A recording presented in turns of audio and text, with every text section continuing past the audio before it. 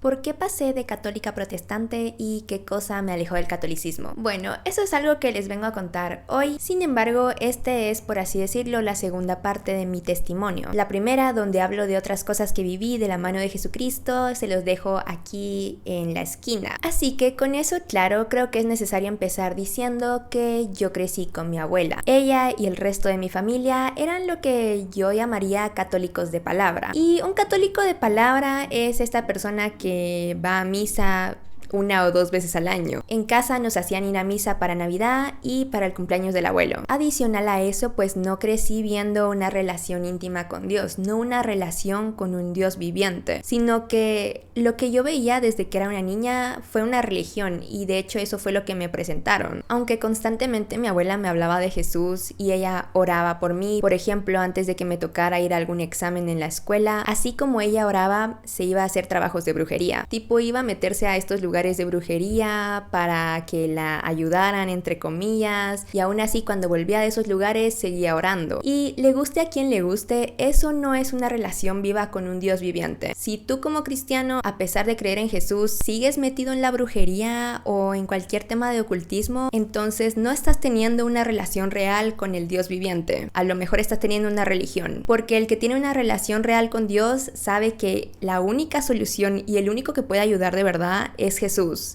nada y nadie más. Y sí, obviamente la forma en la que me habían presentado a Jesús desde que era una niña era desde el punto de vista religioso. Como dije, a pesar de que se oraba, también iban a consultar a brujos, además de que solamente íbamos a la iglesia 1 o 2 veces al año. Y como si eso no fuera bastante, yo recuerdo que desde niña éramos la familia que iba a hacer filas de horas para pedirle un milagro a una estatua al fondo de una iglesia. Eso está en el top 10 momentos más humildes de mi vida. Imagínate hacer una fila del tamaño de una fila de un concierto durante horas y horas solo para tocar una estatua y pedirle un milagro como si la estatua te pudiera responder. Hoy en día les aseguro que eso me recuerda de dónde me sacó Dios. El Salmo 135 en el versículo 15 dice: los ídolos de las naciones son plata y oro, obra de manos de hombres. Tienen boca y no hablan, tienen ojos y no ven, tienen orejas y no oyen, tampoco hay aliento en sus bocas. Semejantes a ellos son los que los hacen y todos los que en ellos confían. Créanme, yo puedo confirmar eso porque no solamente fui parte de las que hacía fila de horas para tocar una estatua muerta y pensar que esa cosa te iba a hacer un milagro, sino que también fui la que cargaba una cadena de la Virgen al cuello y parte de los que íbamos a las procesiones para orarle a la estatua que iba pasando. Y no, esto no es no respetar las creencias de otros. Por sobre cualquier cosa que nosotros podamos creer o pensar que está bien, está la palabra de Dios. Y la palabra de Dios es clara diciendo de que no hay que venerar imágenes ni estatuas y que el único intercesor entre Dios y los hombres es Jesús. De hecho, idolatrar o venerar estatuas, imágenes y todo este contexto fue una de las principales razones por las que el pueblo de Israel le falló tanto a Dios en el Antiguo Testamento. Así que todo esto no lo digo porque yo en la actualidad sea protestante, lo digo porque Dios es bastante claro con las instrucciones que nos dejó. Y las oraciones y la pedida de milagros debe ir solamente hacia Él, hacia Jesús y hacia su Espíritu Santo.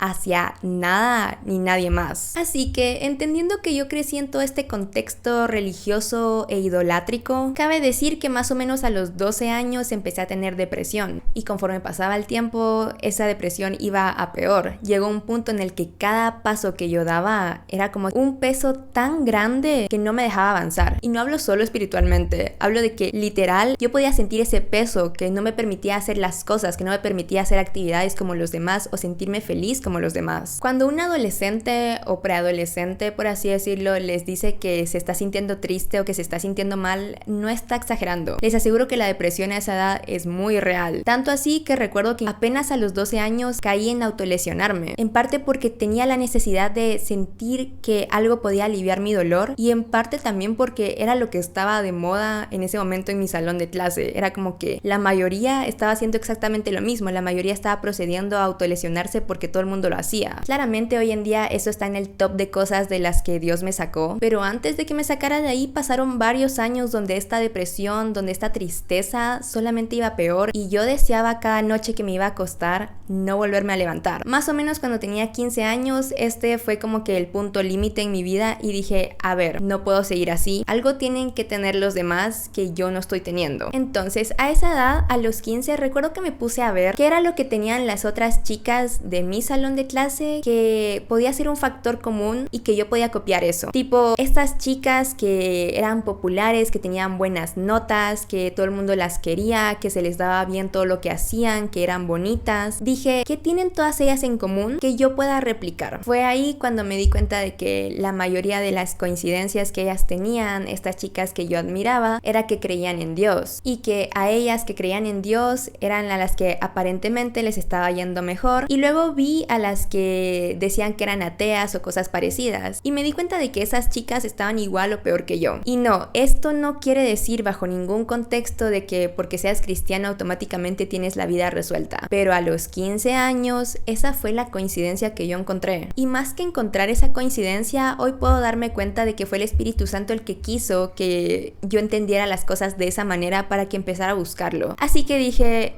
bueno, si la solución para que yo me empiece a sentir mejor y que me empiece a ir mejor es Jesús, entonces a Él voy a buscarlo. Pero ya vemos que yo venía de un lugar religioso y de idolatría. Entonces simplemente lo que yo sabía hacer era lo que me habían enseñado en algún punto. Recordaba lo que mis padres me habían enseñado de niña porque ellos eran protestantes, y entre esas cosas estaba que me habían enseñado el Padre Nuestro. Así que esa fue mi primera oración. No tenía ni idea de cómo se oraba de una forma genuina, pero me sabía el Padre Nuestro y empecé orando eso. Hubo algo aquí muy gracioso porque, tipo, yo no me acerqué a alguien a decirle, oye, quiero buscar más a Jesús. No hice eso. Fue como algo solo de Jesús conmigo. Y poco a poco, conforme yo lo iba buscando más, el Espíritu Santo me empezó a incomodar cuando estaba a punto de empezar a orarle a todos esos santos que te venden. Tipo, no hubo alguien humano que me dijera, Irene, ya no puedes orarle a la Santa Virgen y al santo de no sé qué porque Dios no está de acuerdo con eso, sino que simplemente me empecé a incomodar a la hora de dirigirme a cualquiera de ellos y me di cuenta que solo me sentía cómoda dirigiéndome específicamente a Jesús. Hoy puedo admitir que fue el Espíritu Santo que desde ese momento ya me estaba convenciendo y mostrando cuál era el verdadero camino, pero en aquel entonces yo no entendía nada y simplemente hacía caso. Tipo, me incomoda orarle a estos santos, bueno, no les voy a orar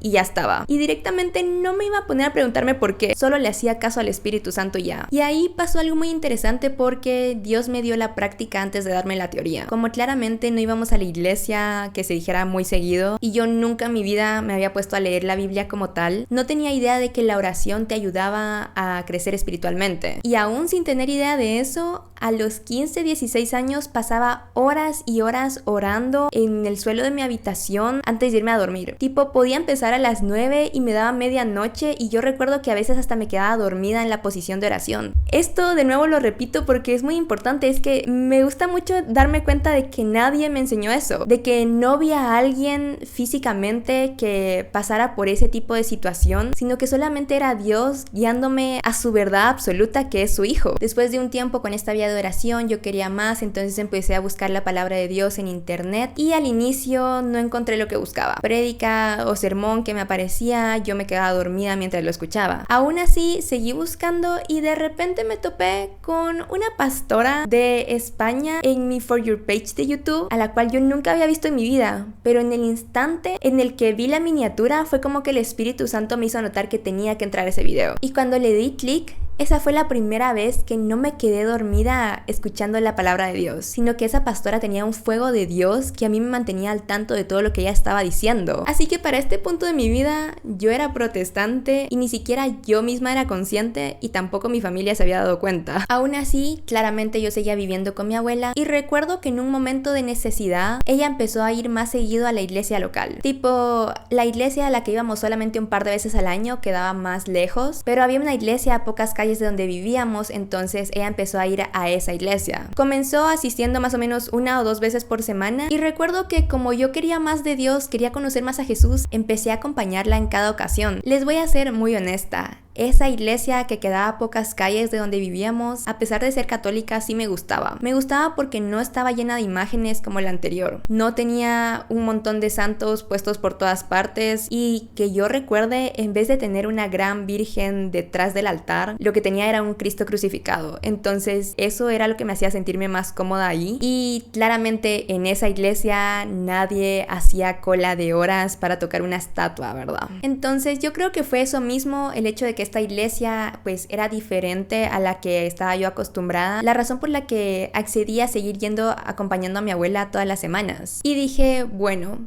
ya que estoy buscando más de Jesús, quiero hacer todo lo que al parecer uno tiene que hacer. Con esto me refiero a cosas como el bautismo, la primera comunión y la confirmación, que desde el lado católico eso es como que lo que siempre había visto, pero como mis padres no habían sido del todo católicos, a mí nunca me habían bautizado de bebé y tampoco había hecho primera comunión ni confirmación ni nada de eso. Y hablamos de que a este punto yo ya tenía 17, 18 años. Y mi abuela, a pesar de que yo vivía con ella, respetaba que mis padres pues hubieran decidido no guiarme por ese lado y nunca me obligó a hacer mi primera comunión ni la confirmación si yo no quería hacerlo. Sin embargo, como ahora yo estaba más interesada en Jesús, en mi mente dije, bueno, pues habrá que hacer todo esto, supongo yo. Y no lo decía por una religión, no lo decía como que por una serie de cosas que había que hacer sí o sí, sino porque genuinamente quería estar más cerca de Cristo y pensaba que eso era parte de lo que me iba a acercar más a Él. Como me decidí a hacer todas estas cosas, les conté que quería hacer mi bautismo. Y si con 18 años fui bautizada así como con esa agüita que le dejan caer a los bebés en la cabeza, lo recuerdo muy bien porque eran como 2 o 3 bebés, estaba yo y aparte de mí había un hombre como de 30 y pocos que también se estaba bautizando. Y todo esto fue en la iglesia local que les mencionaba. Incluso después del bautismo, a las pocas semanas empecé a hacer el proceso para la primera comunión y la confirmación, que cuando uno ya es más grande, como en mi caso que ya tenía 18, se tenía que hacer las dos al mismo tiempo. Entonces empecé el proceso de hacer ambas cosas y recuerdo que en las reuniones que teníamos una vez por semana o 2 veces por semana, todos éramos básicamente adultos, éramos como 10 personas y la mayoría tenían entre 20, 30, 40 años, que estaban ahí igual que yo para hacer más adelante su primera comunión y su confirmación. A pesar de que esas reuniones eran como 7 o 10 a las que había que asistir antes de proceder con todo, yo solo fui a la primera. Créanme, yo recuerdo que estaba muy dispuesta a asistir a todas las reuniones, pero fue Dios el que dijo hasta aquí, y después de la primera sesión a la que asistí, Él me sacó de casa de mi abuela. Fue Dios el que me abrió la puerta y con solo 18 años me dijo, es todo, es hora de irnos. Decidí irme,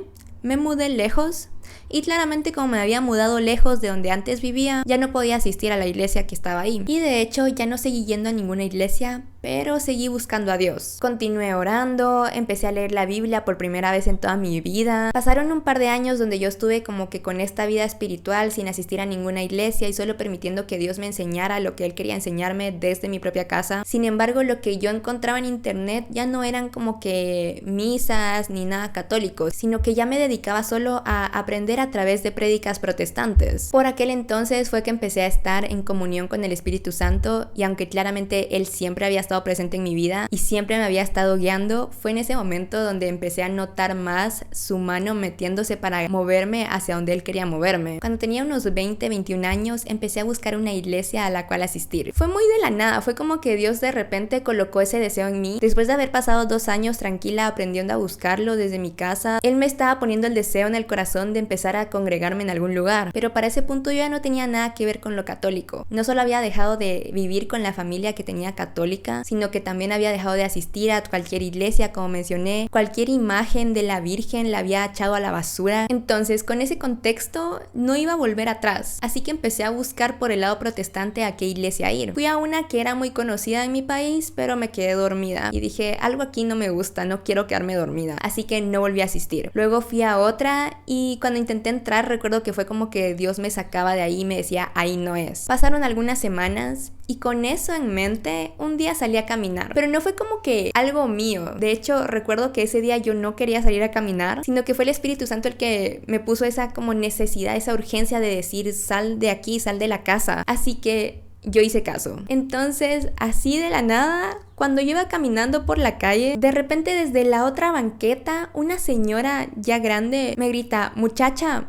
Y yo volteo a ver y ella se estaba dirigiendo a mí. Y me dice, sí, tú, espérate un momento. y se atraviesa la calle y llega hasta mí y me dice, perdona, ¿tienes unos minutos para que te hable? Y recuerdo que yo me quedé con cara de, sí, pero ¿de qué? Y ella me dijo, si me permites me gustaría hablarte de Jesús. Y tipo, la señora iba ahí de la nada. Era mera coincidencia de Dios porque ella incluso ya llevaba las bolsas del mercado hacia su casa. Entonces yo le dije que estaba bueno que me hablara de Jesús y ella me empezó a contar su testimonio y cuando acabó me dijo, fíjate que yo voy a tal iglesia, está en tal y tal lugar, estás invitada por si alguna vez quieres ir. Como en varias ocasiones, Dios sabe que a veces soy algo distraída con lo que Él me manda a hacer. Esa fue una de esas ocasiones donde Él me estaba diciendo literalmente a qué iglesia tenía que ir y yo no lo entendí.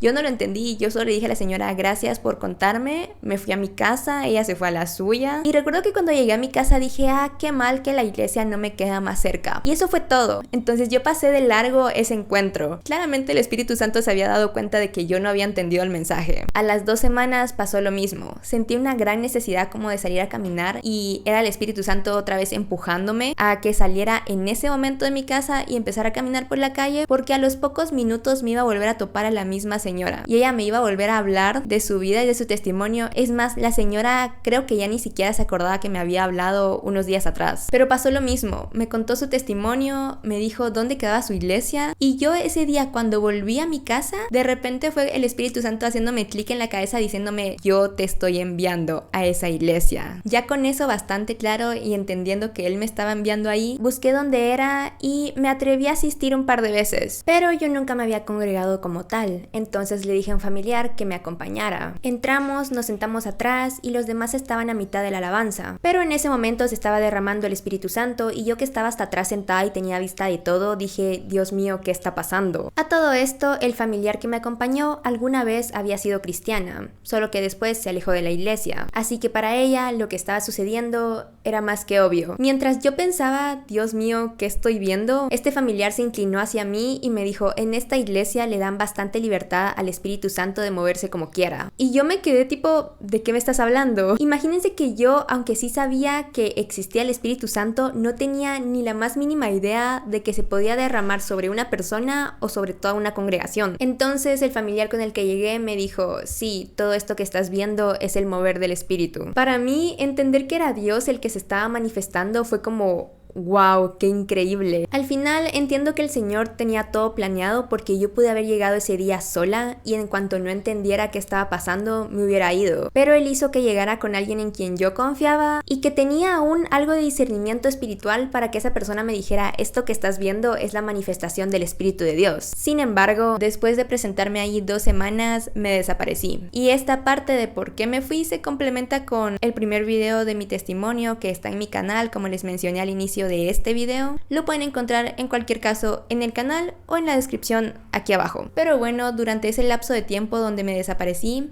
que fue más o menos 1 año y medio, en donde me dediqué a lanzarme de cabeza al mundo, cuando por fin me atreví a volver a la iglesia y regresar al Señor, recuerdo que volví a esta iglesia a la que ya había asistido un par de veces y le había pedido a Dios que me diera algo de Él. Porque en ese momento yo estaba muy necesitada, estaba muy mal. De mi camino por el mundo yo había vuelto al Padre totalmente destrozada. Y recuerdo que ese día cuando regresé a la iglesia, de repente el pastor estaba predicando y se detuvo a mitad de la prédica y dijo en general a la congregación, bienvenido a casa, te estaba esperando. No me lo dijo a mí directamente, pero yo supe en mi espíritu que era Dios hablándome a mí y diciéndome que Él me había estado esperando todo ese tiempo a que volviera a casa igual que el hijo pródigo. La primera vez que empecé a alabar a Dios con todo lo que yo era, con toda mi fuerza, con toda mi energía, ustedes no saben el gozo que sentí ese día. Era algo que nunca antes había vivido, no se compara con el gozo de absolutamente nada. Y obviamente pues seguí asistiendo a esta iglesia y conforme pasaban las semanas y los meses,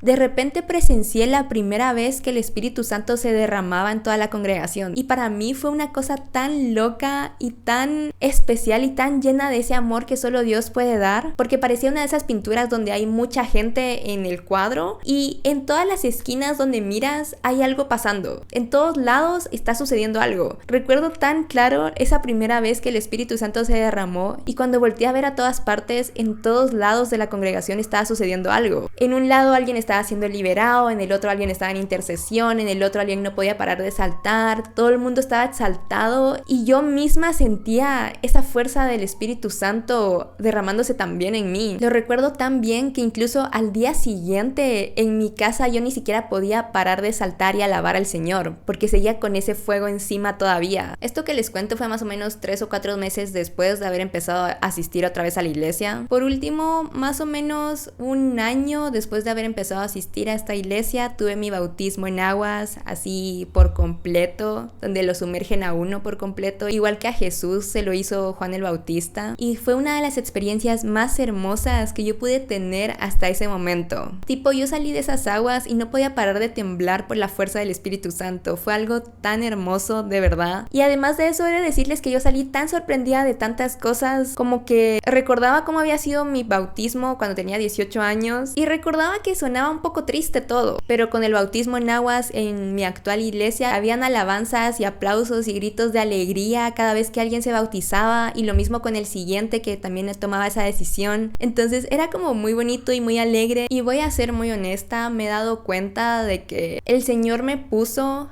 en el lado de su iglesia que celebra constantemente que Él resucitó, y no me gustaría estar en ningún otro lado. Prefiero seguir en el lado de su iglesia donde hablamos con un Cristo que está vivo y celebramos su resurrección todo el tiempo, que en el lado donde me habían pintado a Cristo como alguien que se había quedado en la cruz y todo era súper fúnebre, como si Él nunca hubiera resucitado. Han pasado algunos años desde eso y estoy muy feliz, la verdad, de a dónde me ha traído Dios en todo este tiempo. Hoy en día cabe decir que igual y se notaba que mi camino, el camino que Dios eligió para mí, no era por el lado católico. Sé por todas las experiencias que he tenido que fue Dios el que me colocó en el lado protestante. Algo que hay que aclarar es que no todas las iglesias católicas están llenas de santos y de imágenes. Claramente yo experimenté ambas, tipo una que solo tenía un Cristo crucificado y otra que estaba llena de santos por todas partes y de estatuas para las que tenías que hacer cola para pedirles un milagro a la estatua. Entonces, como que son dos puntos diferentes en lo católico. Aún así, lo que tengo claro es que incluso del lado católico, donde no se idolatra a los santos, etcétera, etcétera, seguirle orando a la Virgen es un asunto que Dios no estableció.